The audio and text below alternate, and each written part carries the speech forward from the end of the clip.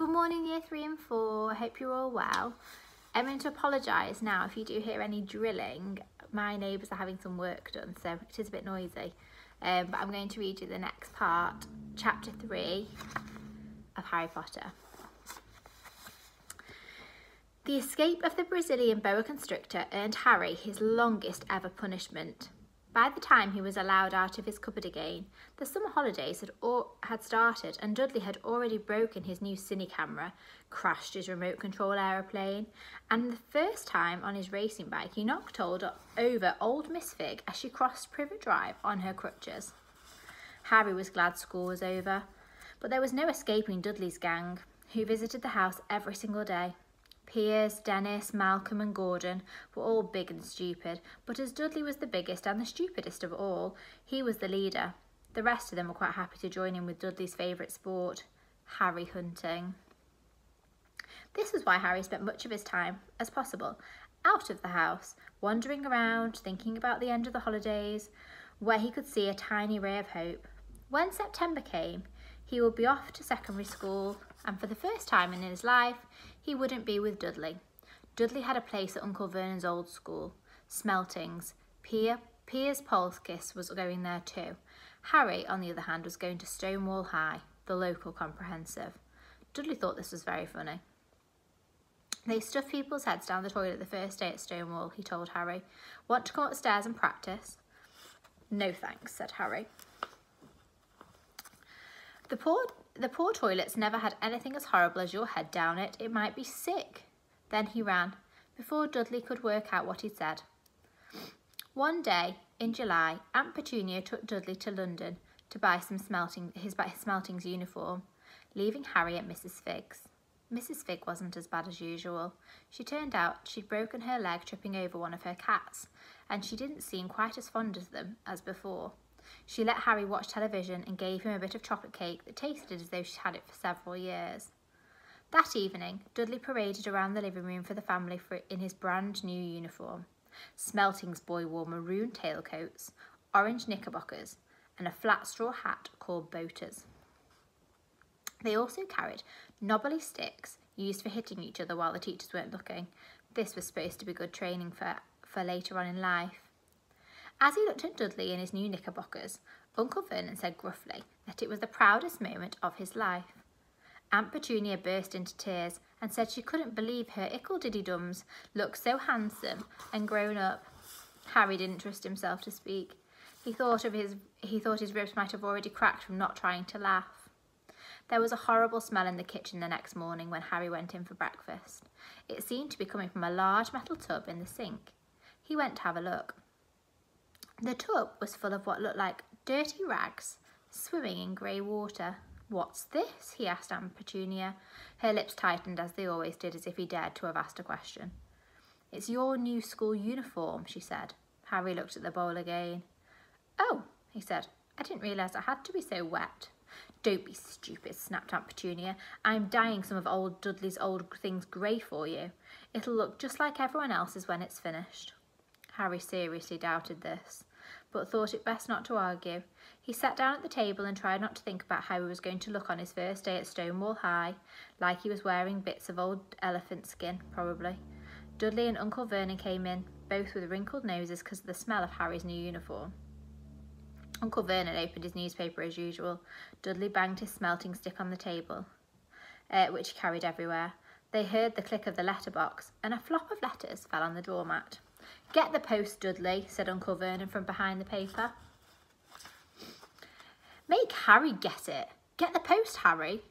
"Make Dudley get it." "Poke him with your smelting stick, Dudley." Harry dodged the smelting stick and went to get the post. 3 things lay on the doormat. A postcard from Uncle Vernon's sister Marge, who was holidaying in the Isle of Wight. A brown envelope that looked like a bill. A letter for Harry. Harry picked it up and stared at it, his heart twanging like a little giant elastic band. No one, ever, in his whole life, had written to him. Who would? He had no friends, no relatives. He didn't belong to a library, so he'd never even got rude notes asking for books back. Yet here it was, a letter, addressed so plainly there could be no mistake. Mr. H. Potter, The Cupboard Under the Stairs, 4 Privet Drive, Little Whinging, Surrey. The envelope was thick and heavy, made of yellowish parchment, and the address was written in emerald green ink. There was no stamp. Turning the envelope over, his hands were trembling. Harry saw a purple wax seal bearing a coat of arms, a lion, an eagle, a badger, and a snake around a large H. "Hurry up, boy," shouted Uncle Vernon from the kitchen. "What are you doing? Checking for letter bombs?" He chuckled at his own joke. Harry went back to the kitchen, still staring at his letter. He handed Uncle Vernon the bill and the postcard, sat down and slowly began to open the yellow envelope. Uncle Vernon ripped open the bill, snorted in disgust and flipped over the postcard. "Marge's ill," he informed Aunt Petunia. "Ate a funny whelk." "Dad," said Dudley suddenly. "Dad, Harry's got something." Harry was at the point of unfolding his letter, which was written in the same heavy parchment as the envelope, when it was jerked sharply out of his hand by Uncle Vernon. "That's mine," said Harry, trying to snatch it back. "Who'd be writing to you?" sneered Uncle Vernon, shaking the letter open with one hand and glancing at it. His face went from red to green faster than a set of traffic lights, and it didn't stop there. Within seconds it was the greyish white of old porridge. "Petunia!" he gasped. Dudley tried to grab the letter to read it, but Uncle Vernon held it high out of reach. Aunt Petunia took it curiously and read the first line. For a moment I thought she might faint. She clutched her throat and made a choking noise. "Vernon! Oh my goodness, Vernon!" They stared at each other, seeming to have forgotten that Harry and Dudley were still in the room. Dudley wasn't used to being ignored. He gave his father a sharp tap on the head with his smelting stick. "I want to read that letter," he said loudly. "I want to read it," said Harry furiously, "as it's mine."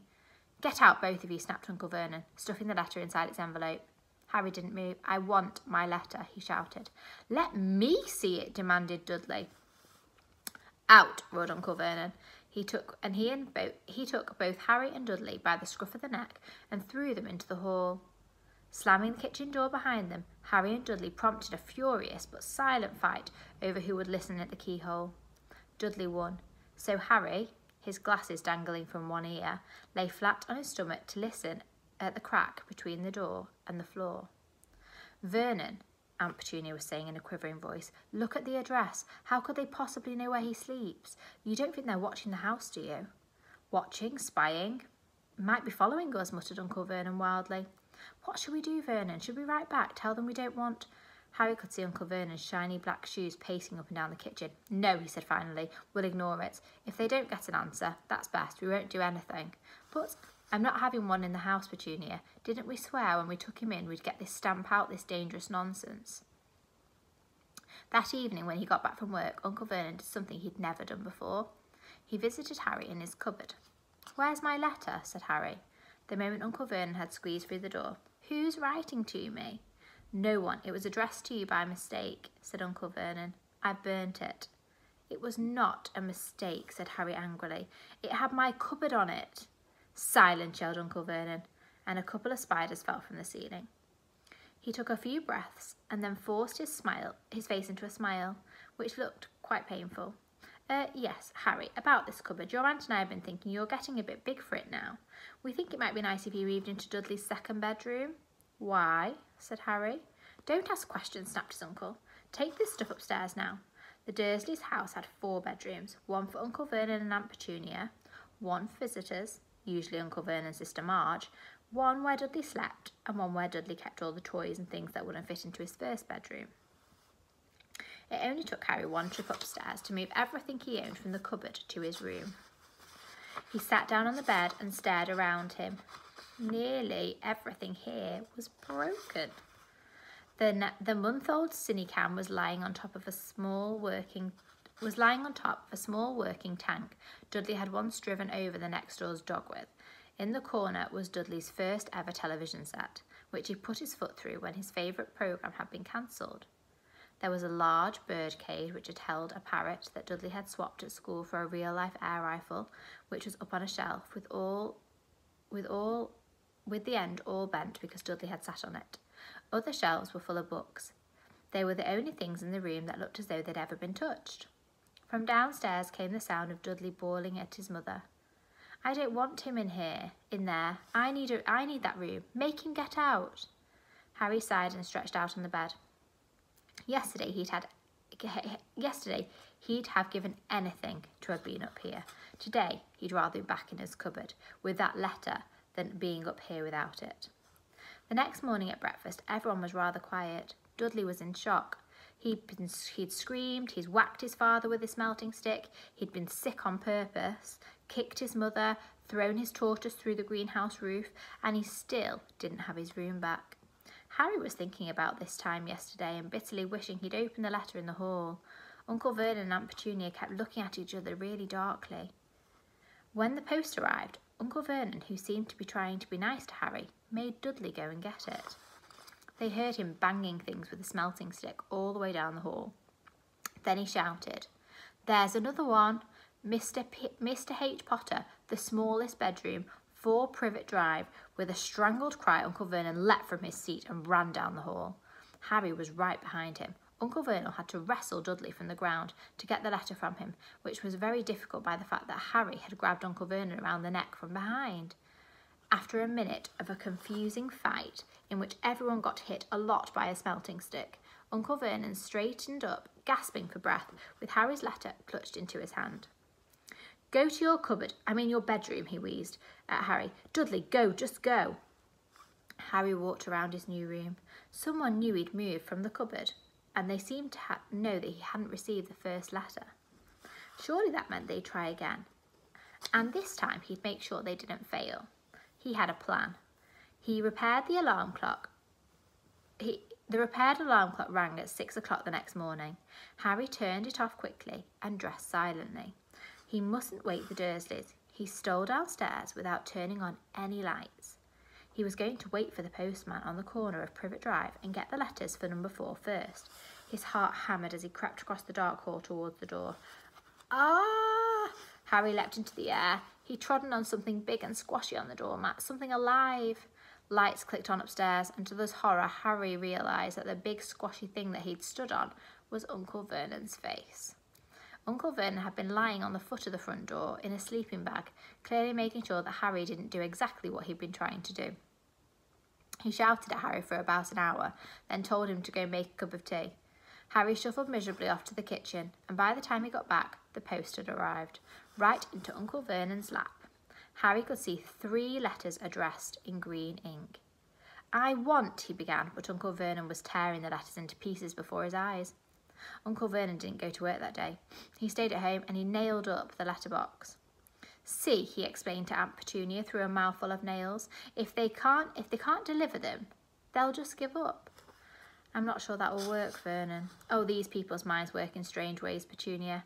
They're not like you and me," said Vernon, trying to knock a nail through the nail with a piece of fruitcake Aunt Petunia had just brought him. On Friday, no fewer than 12 letters arrived for Harry. As they couldn't go through the letterbox, they'd been pushed under the door, slotted through the sides, and even a few were forced through the small window of the toilet downstairs. Uncle Vernon stayed at home again. After burning all the letters, he got out a hammer and nails and boarded up the cracks around the doors, so no one could go out. He hummed Tiptoe Through the Tulips as he worked, and he jumped at small noises. On Saturday, things began to get a little bit out of hand.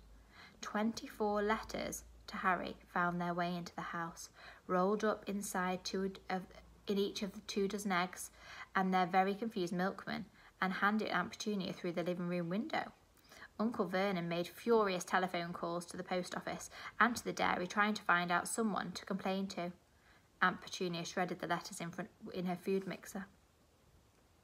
"Who on earth wants to talk to you this badly?" Dudley asked Harry in amazement. On Sunday morning, Uncle Vernon sat down for breakfast, looking rather tired and rather ill, but happy. "No post on Sundays," he reminded them happily, as he spread marmalade on his newspapers. No letters today." Something came whizzing down the chimney as he spoke, and caught him sharply on the back of the head. The next moment, 30 or 40 letters came pelting out at the fireplace like bullets. The Dursleys ducked. Harry leapt into the air trying to catch one. "Out! Out!" Uncle Vernon seized Harry around the waist and threw him into the hall. When Aunt Petunia and Dudley had run out with their arms over their faces, Uncle Vernon slammed the door shut. They could hear the letters streaming into the room, bouncing off the walls and the floor. "That does it," says Uncle Vernon, trying to speak calmly but pulling out great tufts of his moustache at the same time. "I want you all back here in 5 minutes, ready to leave. We're going away. Pack some clothes, no arguments." He looked so dangerous with half his moustache missing that no one dared argue. 10 minutes later, they'd wrenched their way through the boarded-up doors and were in the car, speeding towards the motorway. Dudley was sniffing in the back seat. His father had hit him round the head for holding them up while he was trying to pack his television, video and sport computer into his sports bag. They drove and they drove. Even Aunt Petunia didn't dare ask where they were going. Every now and then Uncle Vernon would take a sharp turn and drive in the opposite direction for a while. Shake 'em off, he'd mutter whenever he did this. They didn't stop to eat or drink all day. By nightfall, Dudley was howling. He'd never had such a bad day in his life. He was hungry. He'd missed 5 television programmes he'd wanted to see, and he'd never gone so long without blowing up an alien on his computer. Uncle Vernon stopped outside a gloomy-looking hotel in the outskirts of a big city. Dudley and Harry shared a room with twin beds and damp, musty sheets. Dudley snored, but Harry stayed awake, sitting on the windowsill, staring down at the lights of the passing cars and wondering. They ate stale cornflakes and cold tinned tomatoes on toast for breakfast the next day. They had just finished when the owner of the hotel came over to their table. "Excuse me, but is one of you Mr. H. Potter? Only I've got about 100 of these at my front desk." She held a letter so they could see the green ink addressed. "Mr. H. Potter, room 17, Railview Hotel, Cokeworth." Harry made a grab for the letter, but Uncle Vernon knocked it out of his hand. The woman stared. "I'll take them," said Uncle Vernon, standing up quickly and following her to the dining room. "Wouldn't it be better just to go home, dear?" Aunt Petunia suggested timidly hours later. But Uncle Vernon didn't hear her. Exactly what he was looking for, none of them knew. He drove into the middle of a forest, got out, looked around, shook his head, got back in the car, and off they went again. The same thing happened in the middle of a ploughed field, halfway across a suspension bridge and at the top of a multi-storey car park. "Daddy's gone mad, hasn't he?" Dudley asked Aunt Petunia dully late in the afternoon. Uncle Vernon had parked at the coast, locked them inside the car and disappeared. It started to rain. Great drops beat on the roof of the car. Dudley was snivelling. "It's Monday," he told his mother. "The great Humberto's on tonight. I want to stay somewhere with a television." Monday? This reminded Harry of something. If it was Monday, you could usually count on Dudley to know the days of the week because of the television. Then tomorrow, Tuesday, was Harry's 11th birthday. Of course, his birthday was never exactly fun. Last year, the Dursleys had given him a coat hanger and a pair of Uncle Vernon's old socks. Still, you weren't 11 every day. Uncle Vernon was back and he was smiling. He was also carrying a long, thin package and didn't answer Aunt Petunia when she asked what he'd brought. "Found the perfect place," he said. "Come on, everyone, out." It was very cold outside the car. Uncle Vernon was pointing at what looked like a large rock way out to sea. Perched on top of the rock was a miserable little shack you could imagine. One thing for certain, there was going to be no television in there. "Storms forecast for tonight," said Uncle Vernon gleefully, clapping his hands together, "and this gentleman's kindly agreed to lend us his boat." A toothless old man came ambling towards them, pointing with a rather wicked grin at an old rowing boat bobbing on the iron grey water below them. "I've already got some rations," said Uncle Vernon, "so all aboard." It was freezing in the boat. Icy sea spray and rain crept down their necks and chilly winds whipped at their faces. After what seemed like hours, they reached the rock where Uncle Vernon, slipping and sliding, led the way into the broken house. The inside was horrible. It smelt strongly of seaweed and the wind whistled through the gaps in the wooden walls, and the fireplace was damp and empty. There were only 2 rooms. Uncle Vernon's rations turned out to be a packet of crisps each and 4 bananas. He tried to start a fire, but with the empty crisp packet just smoked and shriveled up. "Could do with some of those letters now, hey?" he said cheerfully. He was the only one who was in a very good mood. Obviously thought no one stood a chance of reaching them here in a storm to deliver post. Harry privately agreed, though he thought it didn't really cheer him up at all. As night fell, the promised storm blew up around them. Spray from the high waves splattered the walls of the hut, and a fierce wind rattled through the filthy windows. Aunt Petunia found a few mouldy blankets in the second room and made a bed for Dudley on the moth-eaten sofa. She and Uncle Vernon went to a very lumpy bed next door, and Harry was left with the softest bit of the floor he could find to curl up under the thinnest, most ragged blanket. The storm raged more and more ferociously as the night went on. Harry couldn't sleep. He shivered and turned over, trying to get comfortable. His stomach was rumbling with hunger. Dudley's snores were drowned by the low rolls of thunder that started near midnight. The lighted dial of Dudley's watch, which was dangling over the edge of the sofa on his fat wrist, told Harry he'd be 11 in 10 minutes' time. He lay and watched his birthday tick nearer, wondering if the Dursleys would even remember at all, wondering where all the letter writer was now. 5 minutes to go. Harry heard something creak outside. He hoped the roof wasn't about to fall in, although he might be warmer if it did. 4 minutes to go. Maybe the house on Privet Drive would be so full of letters when they got back. Maybe he'd be able to steal one somehow. 3 minutes to go. Was that the sea slapping hard on the rock like that? 2 minutes to go. What's that funny crunching noise? Was the rock crumbling into the sea? 1 minute to go, and he'd be 11. 30 seconds, 20, 10, 9. Maybe he'd wake Dudley up, just to annoy him. 3, 2, 1, boom! The whole shack shivered, and Harry sat bolt upright, staring at the door. Someone was outside, knocking to come in. Okay. And we will go on to chapter 4 tomorrow. Bye.